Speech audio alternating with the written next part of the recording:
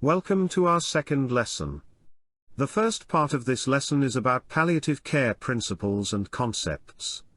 The second part presents some self-care strategies for healthcare professionals. This lesson starts with the topic of dynamic involvement of palliative care throughout the illness, introduce the concept of complex symptom assessment, and discuss the importance of patient-family-oriented care management competencies. Moreover, you will learn to comprehend the core challenges and principles in palliative care. Then you are familiarized to the multidimensionality of human being and discuss the complexity of accepting death and non-ideal outcomes. The final part of this lesson will be about willingness to develop oneself as an helper, including developing skills such as self-reflection, communication, and one's own perception of death. First of all, we discuss the dynamic involvement of palliative care throughout the illness. In his book The Greatest Benefit to the Mankind, Roy Porter writes, "The sick man is said to have disappeared from the medical gaze with the birth of the clinic around 1800. Being reduced to a patient, a pathological body studded with lesions.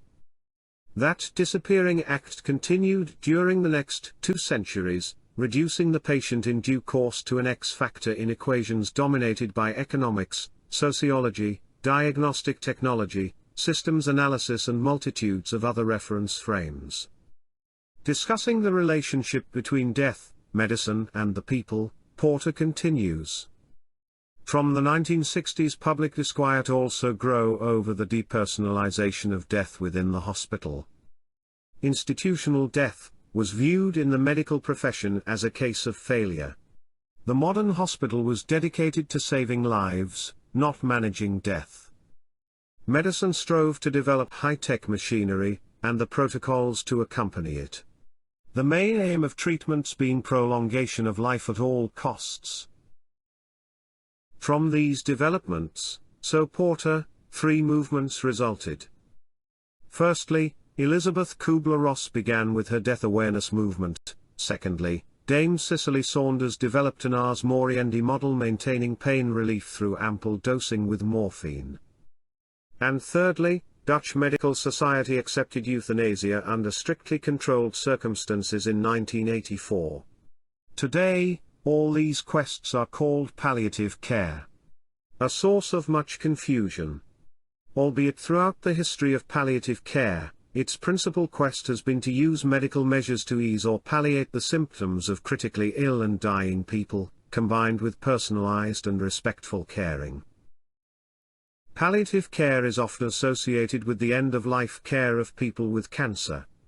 In fact, the World Health Organization definition of palliative care talks of patients and their families facing problems associated with life-threatening illness. According to WHO, it is the right of every person with any health-related suffering to receive appropriate palliative care wherever they are. It is the responsibility of every health care professional to practice the palliative care approach. And finally, palliative care is an integral component of good clinical practice, whatever the illness or its stage. Hence, many other disease groups, including people with the neurological disease, should be considered for palliative care. This point of view has been reinforced by the development of guidelines for neurological palliative care and increasing evidence for the effectiveness of introducing palliative care approach. The European Academy of Neurology and the European Association for Palliative Care have developed a consensus document on palliative care for patients with the chronic and progressive neurological disease. Overall, there is limited evidence to support the recommendations, but there is increasing evidence that palliative care and a multidisciplinary approach to care do lead to improved symptoms and quality of life of patients and their families. The main areas in which consensus was found and recommendations could be made are in the early integration of palliative care, involvement of the wider multidisciplinary team, communication with patients and families including advanced care planning, symptom management, end-of-life care, caregiver support and training, and education for all professionals involved in the care of these patients and families. In this relevant document, palliative care is recommended to be integrated early in the care of people with neurological disease. Looking back, during the 21st century, palliative care has gained numerous new dimensions, which are far from easing the symptoms of dying people in hospice care. Palliative care units or beds have become standard armament of modern clinics. Advance, care planning or simpler letters to doctors have been widely introduced to avoid aggressive life-prolonging medical measures. Complex symptom assessment is to supersede the one-dimensional pain assessment, and access to palliative care and pain relief has been declared a human right. This figure compares the original idea of a hospice care with the 21st century palliative care. The 21st century palliative care is on a quest to make the sick man, but even more so the sick child and the sick woman, to reappear into the medical gaze, and accordingly, anyone providing healthcare services should be familiar with palliative care philosophy, and be able to provide it on generalist level. This figure demonstrates the palliative care development from 2006 to 2040. The need for palliative care is increasing. The projected rise in deaths from chronic diseases, in addition to increasing overall deaths, and more deaths occurring at older ages, will drive growth in palliative care need that is much greater than previously expected. The dominant illnesses accounting for the growth in palliative care need will be dementia and cancer. It is as yet unclear exactly how health professionals are to meet the increased population palliative care need. If all are to receive palliative care from specialist teams, a massive increase in training of specialist nurses and physicians is needed now. Comorbidities need good symptom-based care. As the number of elderly people is growing, the need for palliative care will increase accordingly. There will be more need for community-based palliative care services as well as good symptom-based care for people with comorbidities. In particularly mental illness, such as depression, anxiety, dementia, among the elderly is expected to increase, which will increase caregiver burden, leading to sleeping problems, anxiety, or even violence. The available evidence indicates that palliative care and a multidisciplinary approach to care lead to improved symptoms and quality of life of patients and their families. The Worldwide Palliative Care Alliance has recommended that all governments integrate palliative care into their country's health system, alongside curative care. At a minimum, palliative care should be provided even when curative care is unavailable. The shift to integrated services has strongly affected the global palliative care policy-making and makes it difficult for governments, service providers and educators to keep up. Integrated palliative care contains a stronger socio-economical side, which cannot be underestimated. Although access to palliative care and pain relief is closely monitored by Human Rights Watch, the majority of governments have been reluctant to invest into high-quality palliative care. A survey published in 2018 revealed that a minority 37% of countries have an operational national policy that includes palliative care. Palliative care is least likely to have funding available compared with other core services. And there is a large country income gradient for palliative care funding, oral morphine availability, and integration of palliative care services at the primary levels of the health system. The WHO survey relating to non-communicable diseases conducted among 194 member states in 2019 indicated that funding for palliative care was available in 68% of countries. Only 40% of countries reported that the services reached at least half of patients in need. Getting governments to invest into palliative care services, research and education is a global challenge. In terms of improving the access to palliative care globally, the United Nations and the World Health Organization have made a statement that providing access to palliative care is an ethical responsibility of health care systems, and that it is the ethical duty of health care professionals to alleviate pain and suffering. Whether physical, psychosocial or spiritual, irrespective of whether the disease or condition can be cured, and that end-of-life care for individuals is among the critical components of palliative care. The Global Atlas of Palliative Care has stated that better, and earlier, integration of palliative care alongside active treatment is needed. Hence, provision of palliative care is not limited to any care setting or certain point during the illness course. It is an integral part of Sustainable Development Goal 3 to ensure healthy lives and promote well-being for all at all ages. The Astana Declaration from 2018 adds that promotive, preventive, curative, rehabilitative services and palliative care must be accessible to all. The 67th World Health Association resolution demonstrated that 40 million people are in need of palliative care, but only 14% currently receive it. In particularly, restrictive regulations for morphine impact upon access to adequate pain relief and palliative care. Additionally, lack of training is a major barrier, why people do not gain access to palliative care services. This resolution also indicated that the global need will grow with rising burden of non-communicable diseases and aging populations. Finally, it showed that early palliative care reduces unnecessary hospital admissions and the use of health services, which comes with reduced costs for health expenditures. During the past decade, palliative care has gained considerable attention at the global, regional and national levels, and there has been follow-up on actions outlined in the 2014 World Health Assembly Resolution on Palliative Care. The WHO resolution called countries to action to integrate palliative care into their national health strategies and as part of universal health coverage efforts. Further, important contributions have been made to the evidence-based research and policies on palliative care overall and at the end of life.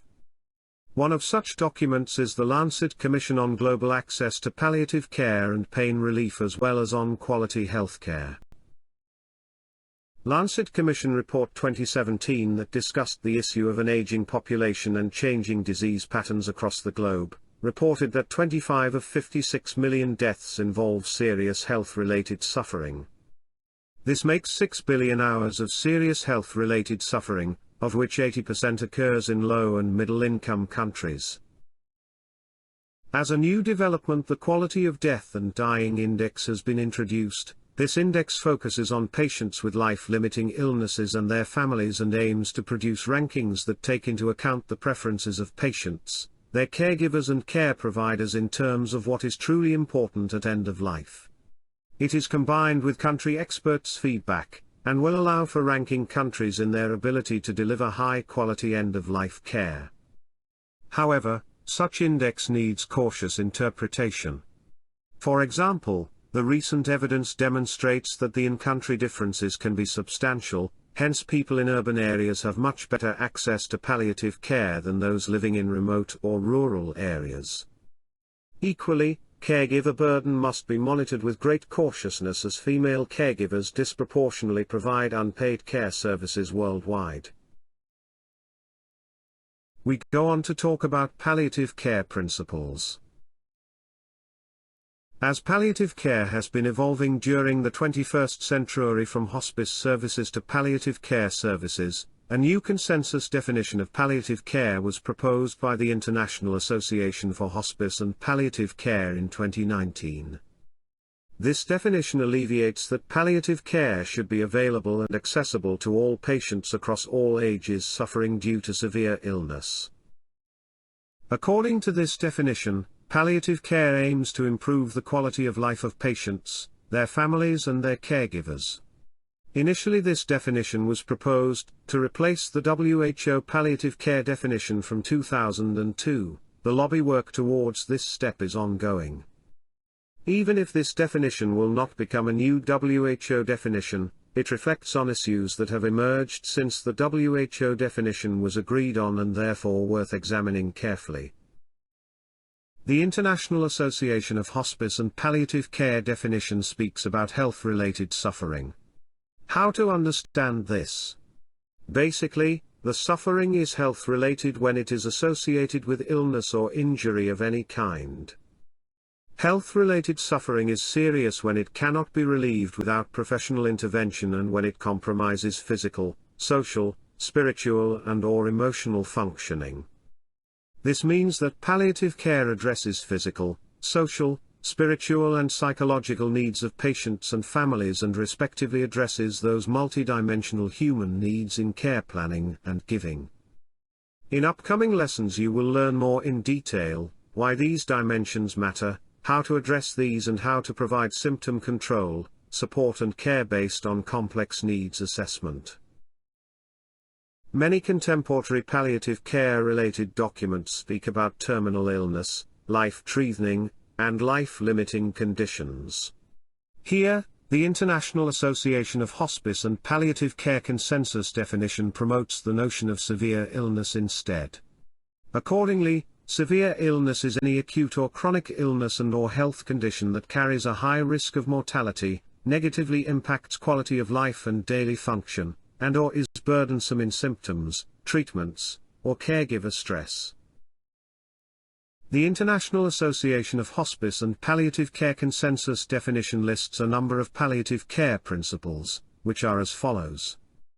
Palliative care includes prevention, early identification, comprehensive assessment and management of physical issues, including pain and other distressing symptoms, psychological distress, spiritual distress and social needs.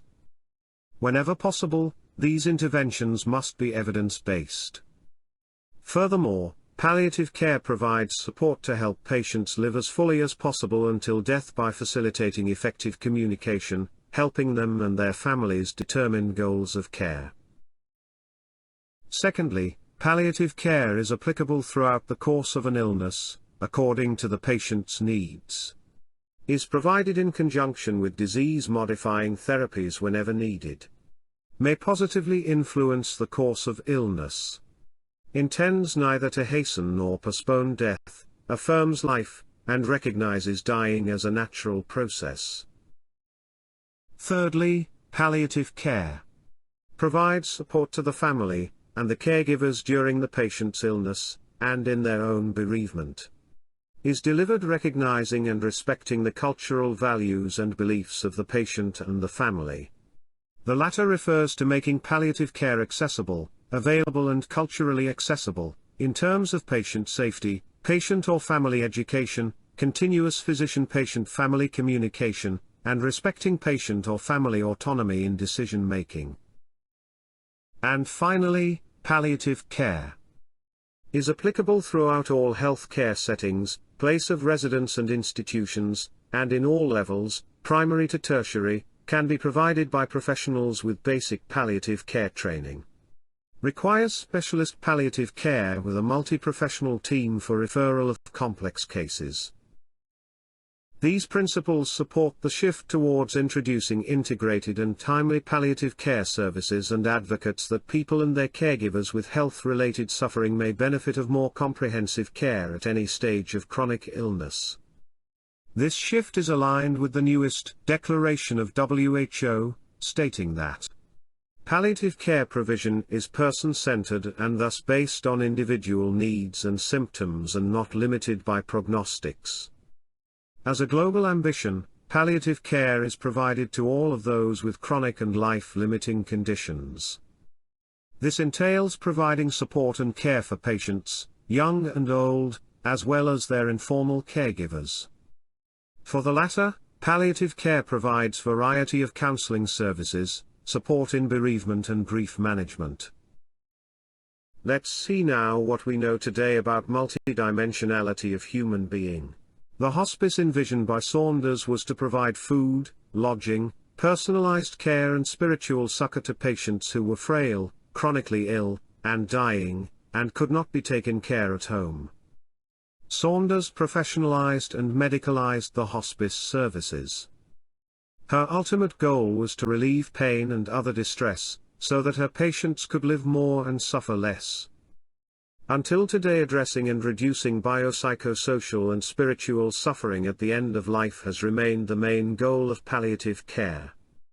Accordingly, Dame Cecil Saunders developed the holistic philosophy of hospice care. Her model contains of 4 components, each open to independent definition, but inextricably linked to patient and his caregiver's health-related well-being or suffering when ignored.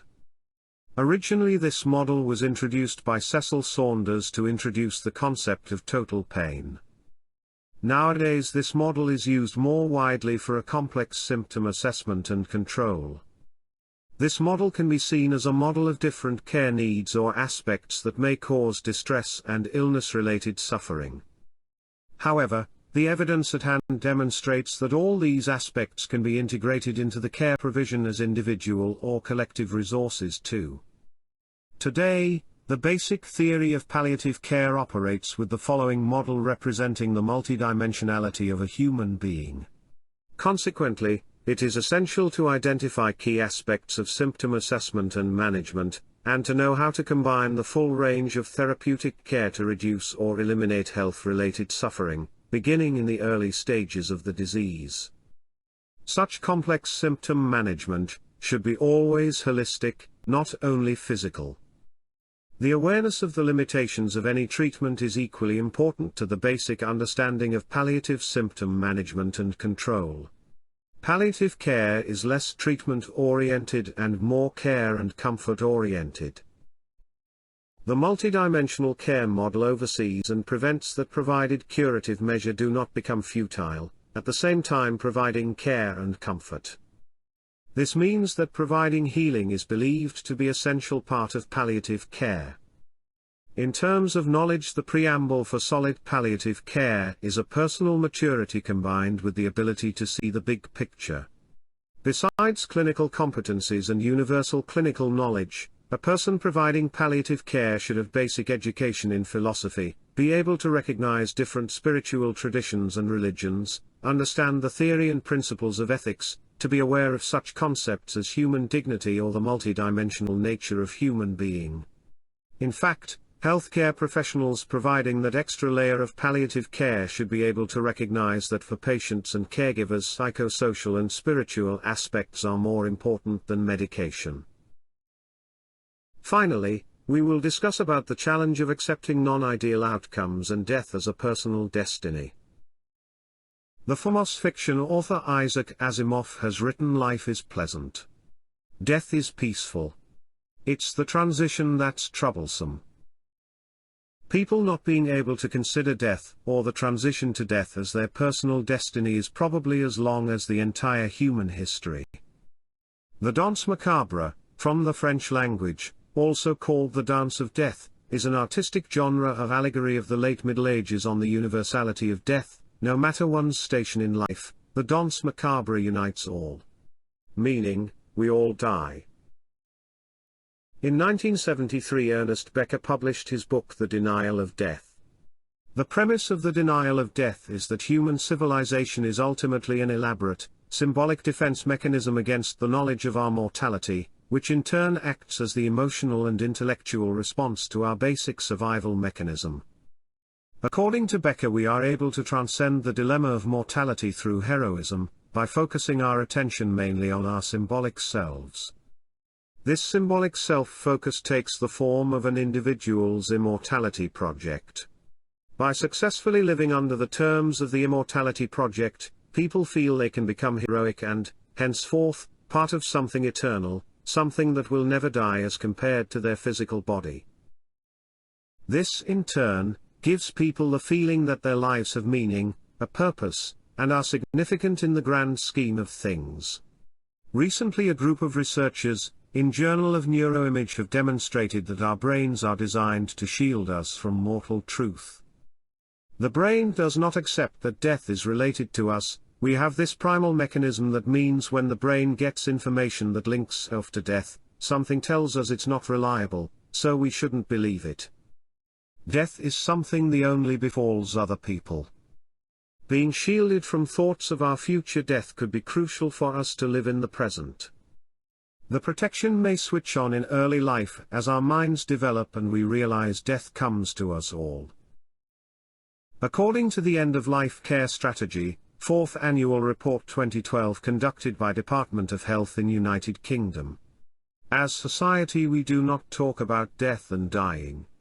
Most people do not discuss their own preferences for end-of-life care with their partner or family members. Typically people themselves and/or their family members do not know about individuals' preferences in terms of end of life, place of death or prolonged treatments. Talking directly about death and dying results mostly in myriad of metaphors. This is a global phenomenon, which makes implementing palliative care services very difficult. Many physicians and other healthcare professionals explain the lack of palliative care being a cultural thing. Because in our culture we do not talk about end of life and death.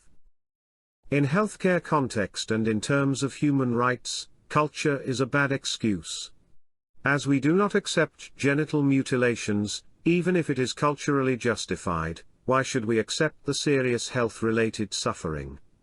It is healthcare professionals' duty to assist patients and their caregivers in decision-making when it comes to advance care planning or going for another treatment, but it is equally important to discuss the preferences related to death and dying. To accept death as a personal destiny as well as medical outcome, and to provide palliative care, takes some personal maturity. Hence, professionals need to learn and embrace that people die, and that dying is mainly a social event with clinical implications. Furthermore, the ability to accept death as a natural process of life should be combined with understanding that a well-managed death is not a failure. In this regard, it is important to understand the disease trajectories, be able to diagnose dying, and provide care for dying, which also includes awareness of what happens when someone has to say goodbye to life based on knowledge regarding grieving and bereavement theories. It is equally important to address the limitations of healthcare structures and the loose connection to social services in many countries. Decentralized planning and delegation of responsibilities contribute to fragmentation, inadequate coordination, and a divide between managing and financing responsibilities makes receiving good care in general difficult for patients and caregivers. Studies indicate that patients and their relatives feel that they have no voice to discuss and decide questions regarding their care and treatment. Elderly suffer from social isolation, little exercise, depression. A platform is missing to simplify communication between patient, caregivers, family doctors, social and health service providers. Multidisciplinary and interprofessional palliative care is to fill this void, which however cannot be done with improving nurses, social workers, therapist involvement in caregiving. According to Professor Scott Murray from Scotland, in aging societies new arts of death dances have emerged. Whereas, cancer trajectory comes with a relatively clear beginning and end. Other old age conditions, such as dementia, frailty and multimorbidity have a prolonged care trajectory. In such conditions people slowly slip away and we can only hope that they are supported by their partner's arms. Also in neurological conditions the deaths are complex and care-intensive. That indicates that the work on improving access to palliative care must be ongoing.